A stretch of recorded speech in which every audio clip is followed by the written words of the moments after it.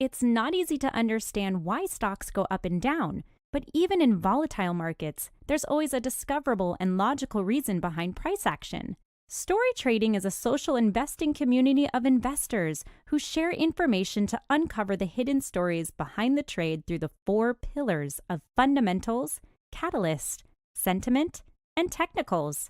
All price action can be understood through the lens of these pillars, allowing for a holistic view that empowers better decision-making. Only by understanding markets can you beat them. Join our community today and start making sense of markets.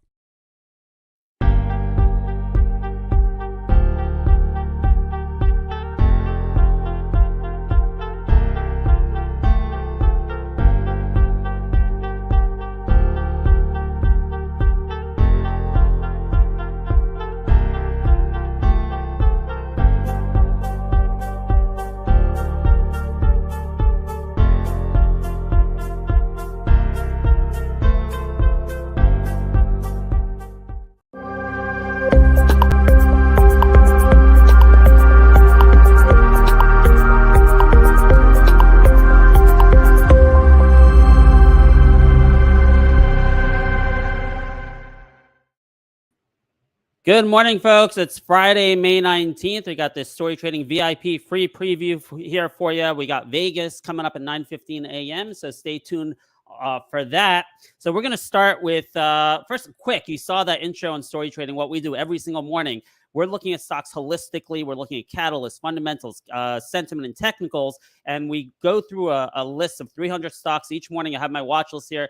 Stocks we kind of know. We look at the catalyst, and then we take that catalyst and we say, what impact does this catalyst have on sentiment? What impact does it have on fundamentals? We cross-reference that with technicals, and we come up with a thesis and a price target for the day. That's how we do it on Story Trading, and it's based all on the idea that markets are efficient, that yesterday's price was the correct price, so when you get new information today, you can make a prediction of what that stock will do today. That's how we do it. So first, we're going to look at the major indices.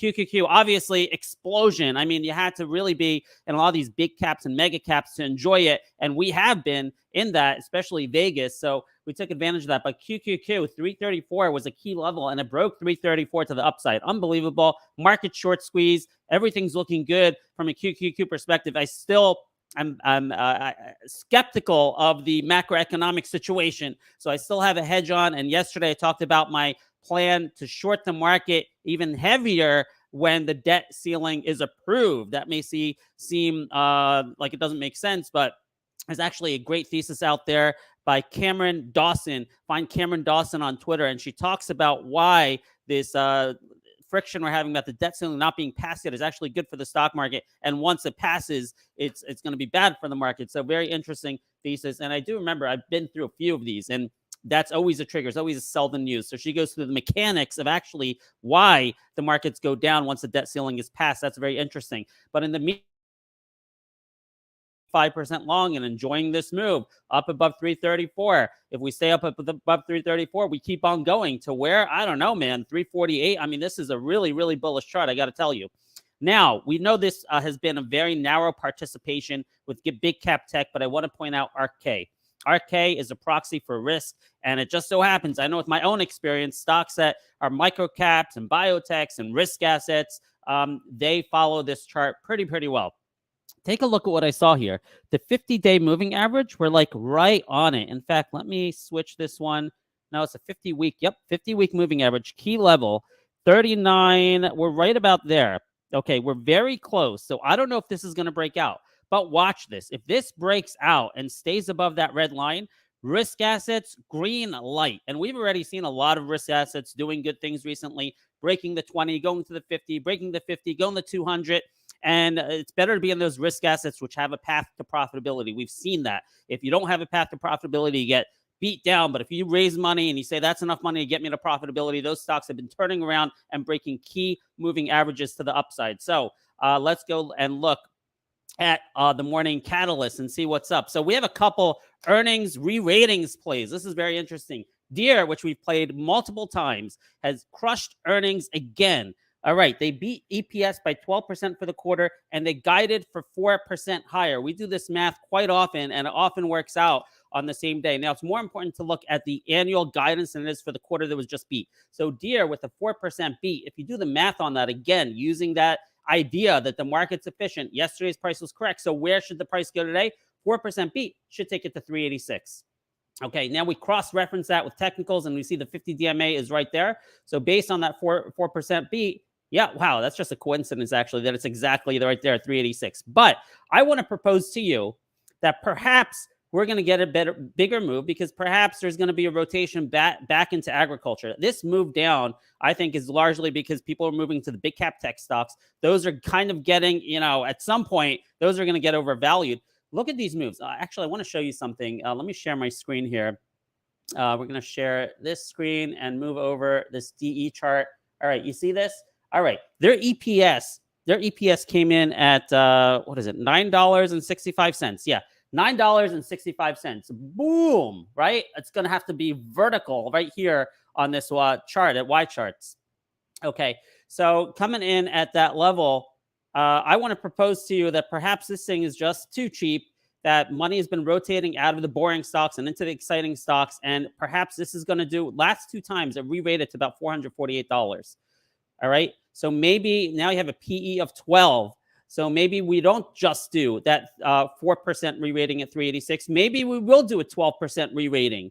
All right, 12% re-rating. You can do the math on yesterday's close, where that would take you. I think it was like 399 actually, or so. All right, that's right at the 20 DMA. So DE, I like this to the upside. Buying the dips, I like. Now to the short side, FL, Foot Locker, disaster. Oh my gosh, this is a re-rating to the downside.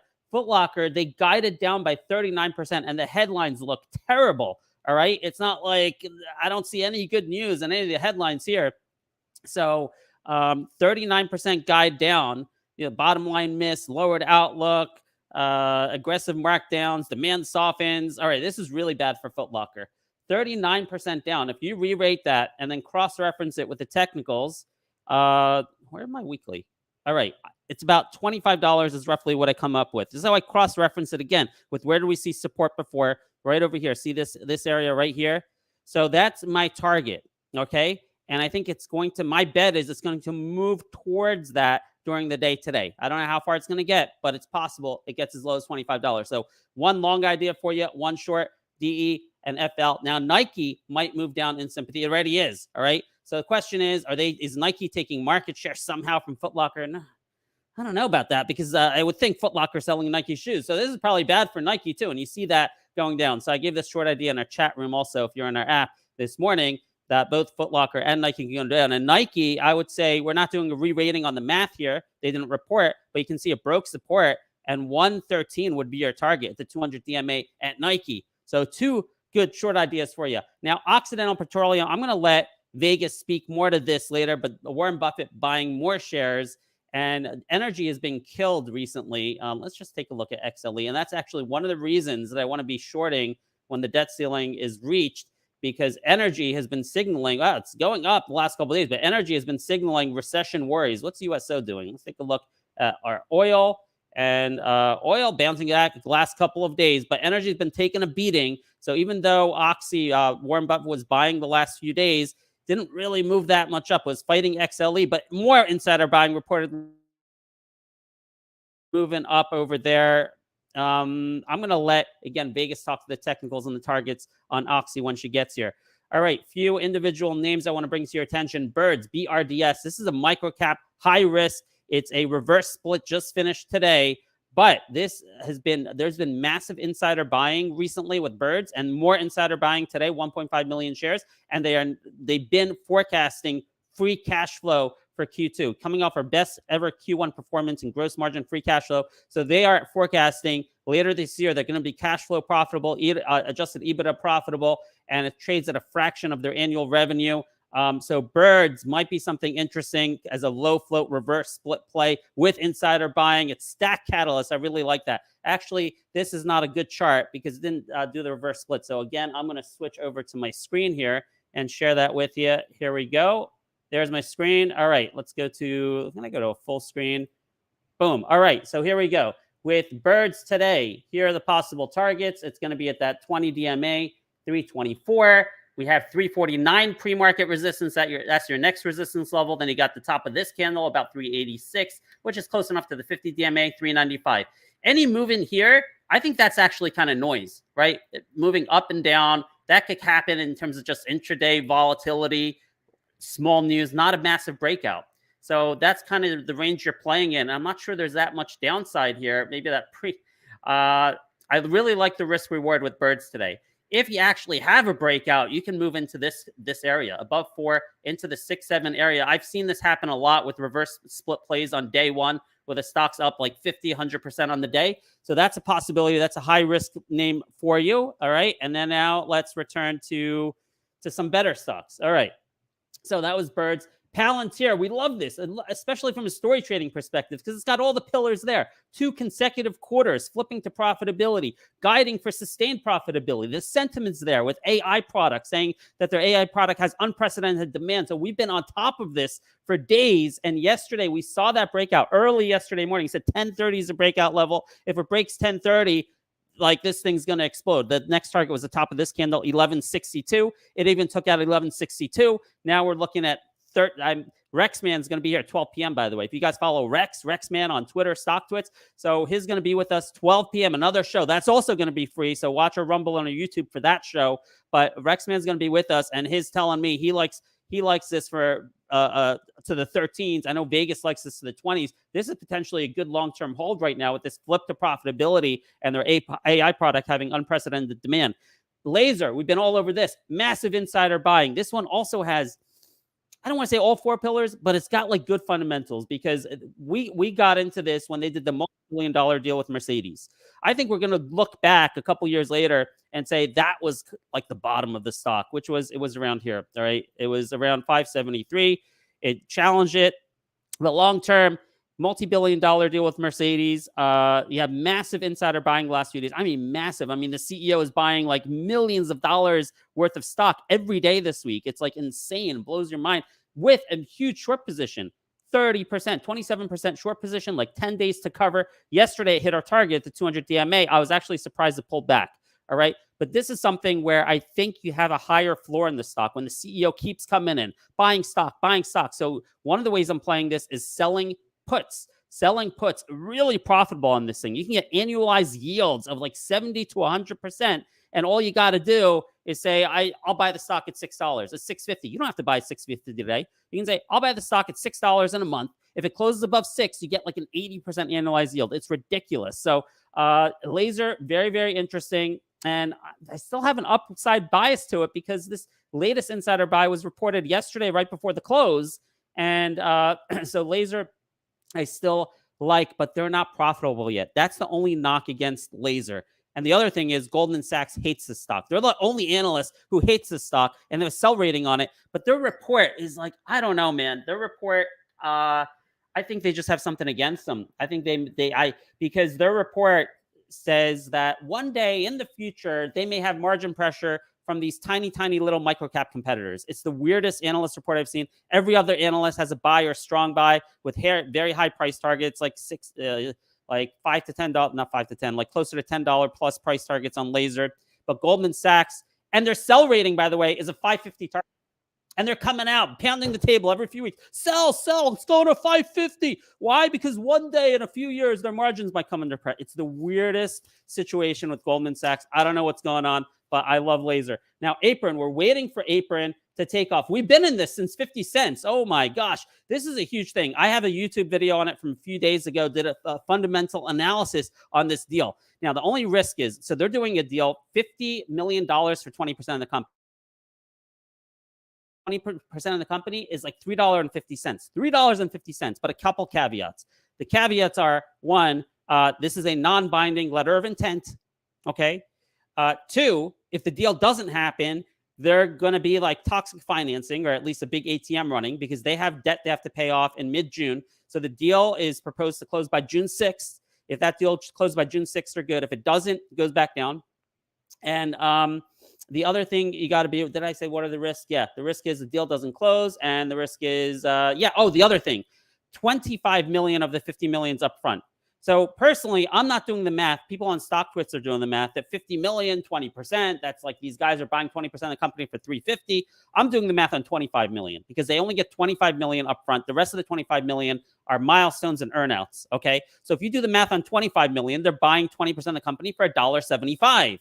All right. So this is kind of like an arbitrage opportunity in a way, right? I mean, they're not being bought out, so you're not going to get $1.75 cash, but I think the net aggregate opinion, net aggregate action of all the investors out there, they're going to be like, hey, if these guys bought 20% of the company for $1.75, this is a really good deal, 67 cents, and maybe it's going to move towards $1.75. And by the way, technicals, guess what?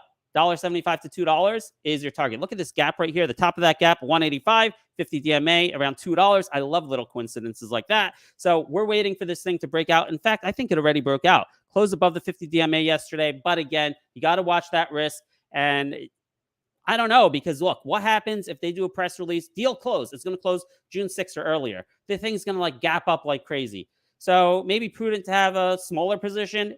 And if they announce the deal didn't happen or June 6th comes and goes, you sell it, you take your loss. If the announcement comes and says, hey, we close this deal, you pound the table on that so fast. I mean, don't even think, because that's moving to $1.75. That's my opinion only. This is not financial advice. And that's on APRN. All right. So it's 9:16. We didn't get to talk about all these stocks real quick. I'm just going to say talk broke out yesterday above the 200 DMA. Very, very undervalued stock in the digital health space. All right. KODK, we love it. Hit our 440 target.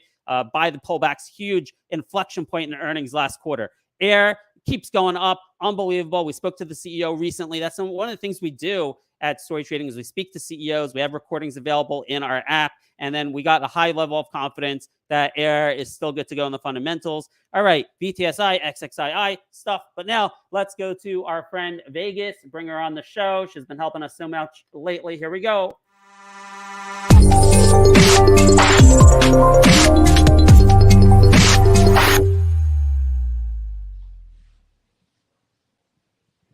Good morning, Vegas. Oh my God, good morning. You have so much energy today. I actually slept. I finally slept. I've been sleeping 3 hours a night. Last night I went to bed at 8 p.m., so I'm feeling great. And we've had a great week, too. We had a great week. Oh my gosh, Palantir. I love Palantir. Yeah. We've been nailing it with NVIDIA and Microsoft and Google and Amazon. We're having so much fun. What's your play today? Yeah, so listen, we're going to be watching. I'm watching a few things. I mean, I like that Fitch had very good earnings. I mean, they had which one? Oh, Finch. I don't. That's one that's not on my watch list, so I'm not familiar with it. FTCH? So that one there, FTCH. So we want to see this here break 550. If it does, it's not gonna have a huge move. It's probably towards $6. So we have to wait and see if that triggers. But that's not. I'm gonna stick with PLTR. That's been really good to us. PLTR is on my watch list today, even for day trade. If it can break 12.25, I mean, this can go squeeze more and go to like 13.30s. And then Apple's on my watch list today over that matches Rex. What? Yeah. No, my other technical analyst. Yeah, he also saying 13 on 13's on PLTR. Okay, yeah.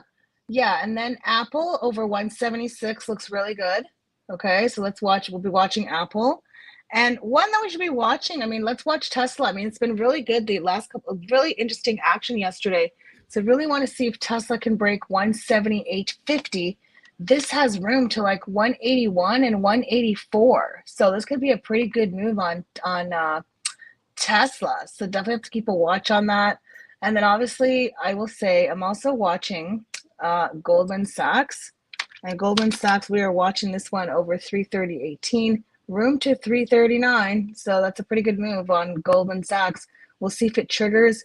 And I'm very focused also on the Qs because the tech sector has been leading the way, and want to see this break 339.50. If it does, this has a pretty good chance to go to 345, 346 today. So that's pretty good. Pretty good. Yeah. I hear you. I mean, I don't get the macro yet, but the technicals you can't deny, and I'm riding it. Listen, so I did also 348. I see 348 on QQ. Well, I did some analysis last night because I track a lot of data, and so I'm all about the data. So it's not so much the technicals, this and that, But just looking at the data, and the data alone is not lying. Like right now, the data is still showing that we are bullish. I mean, the New York Stock Exchange, higher highs, NASDAQ, higher highs. I mean, we are still bullish in the market. So until the one thing I would the say, data fits, yeah. Mm-hmm. The one thing I would say, you mentioned Tesla. It's been the big caps that are higher highs. Everything's been driven by the big caps, but the risk assets are making a comeback. Look at ARKK. ARKK is a great proxy for a stock like Tesla, right? And stocks that are still down huge, and microcaps. So ARKK, very close to a breakout. All right. I don't know. Maybe you want to analyze that later, or if you can do it on the fly. But what's our breakout level for ARKK? I think if ARKK breaks out and holds support, then it's risk on, baby. Well, I'll take a look at it later, maybe. Yeah. I can't do it right now. No, but not I right will now. say, yeah, I can't do it right now. But I will say that watch the cues. And by the way, IWM has been a beast this week. Okay, that's kind of been one of the ones that's been lagging in the market, the Russell 2000. And this week, that looks good. Turned up the notch. And I had confirmation from my dark pool tracking that this was time to go long on IWM. As soon as it broke that 177 yesterday, showtime. So target on the IWM in particular for today. We're looking for 179.77. Maybe we'll get 180. But over on a longer time frame, let's say something that expired next week versus today, looking for it to go like 183.75. So some really good, and look at this beautiful boom, like it's just going and going and going. I hear you. I'm with you. So I love that one. Had some really cheap contracts that we picked up last week, a couple days ago on IWM. So those are still in play. So we'll see how that goes. But yeah, looking forward. And by the way, I just want to comment really quick about Google. I mean, Google's just phenomenal. We've been trading it together. Our target at 122. It has hit our target. And one thing to note as well with Google, I mean, it is super strong. We know Ray Dalio's picked up more shares. I mean, he's added. He had 743,000 shares. He's now has 2.31 million. So it's definitely showing us that Google is the leading leading in AI, and it just wants to keep going, and very strong action. So that's going to be something to keep a watch on, because Google is just with that Baird, whatever it's called, looks pretty good. Also, just to quickly comment, we have Powell speaking today at 11 o'clock. And so what is he going to say at 11 o'clock? So he's speaking at 11 on a perspectives on monetary policy panel. And so that'll be interesting to hear what he has to say. There was some hawkish Fed speakers that prompted bonds to sell off on Thursday. And obviously, Dallas Fed President Lori Logan said she didn't see the progress needed for a pause in hiking cycle. But we'll have to see, because, we'll have to see how the market reacts, because we know that every time he talks, there's volatility in the market. Today's OPEX as well. So we'll see what happens. But, at the end of the day, just, no need to panic. Oh, but I wanted to ask you about OXY. We don't want to screw the markets. Yeah, I wanted to ask you about OXY. We have the catalyst. We talked about it. But in terms of technicals, do you see an opportunity today or near term? What kind of targets are you looking at? No, you know what? One thing for me personally, like I remember that one time, like Buffett said during the market hours, he announced, he just took a stake in OXY, like in the middle of the day. So we traded OXY that day. We made a ton of money that day because the contracts were so cheap. And it happened to be a Friday where the contracts were like not that expensive because they were expiring that day. But I will say with OXY, it is not a stock for me that I like to day trade. I mean, maybe today could go. I mean, let me look at this chart. But I find that normally with OXY, you're much better off to trade this with time. Like even if you go like just a month out, like June 16, you can, you should be able to make money on OXY if you do a monthly contract. But like day trade one, I just don't, it's a big float. It's not that small. Okay. So and before you go, we don't have time to talk about it, but I want to let you know about it. Deere had great earnings. I think I have a bias to the upside. You can buy the dips on Deere today. And FL, terrible earnings. I actually think it could go as low as 25 today. And I've been shorting it, and I think I'm going to short the pops, maybe even think about getting puts on FL. The earnings were terrible. I don't know if you saw those, but just wanted to let you know about it. Oh my God, those were bad. 25%. And you know what? I haven't even shopped there in like 20 years. So honestly, I can't They even believe the story's still. They guided down their EPS for the I year know. by 40%, Vegas. I know. 40%. Honestly, I don't even know why the store's still open. I mean, this is just close down and just go straight to just sell up. Go online. Like, stop having stores. Just go online and sell your stuff online. They're Guys, just you not, can I don't follow know. you can follow Vegas at I Love Stocks 1 on Twitter, and you can join the Story Trading community for free by going to storytrading.com/app. We do have a free trial for our VIP shows, and we'll see you today. Thank you so much, Vegas. I gave you guys some day. picks. I hope you guys were writing it down. Watch these picks we gave you guys. Absolutely. Okay, have a great Friday, Thank you so everyone. much. Take care. And I just want to let everyone know, 12 p.m. today, 12 p.m. we have Rexman from Twitter and Stock Twits. That link is already on YouTube. I'm going to post it on Twitter and Rumble. He's going to be on for a free show. We've been having him once a week and has been a great asset to our community. Everyone have a great day. Hope he gave you some good trade ideas and let us know how you do. Take care.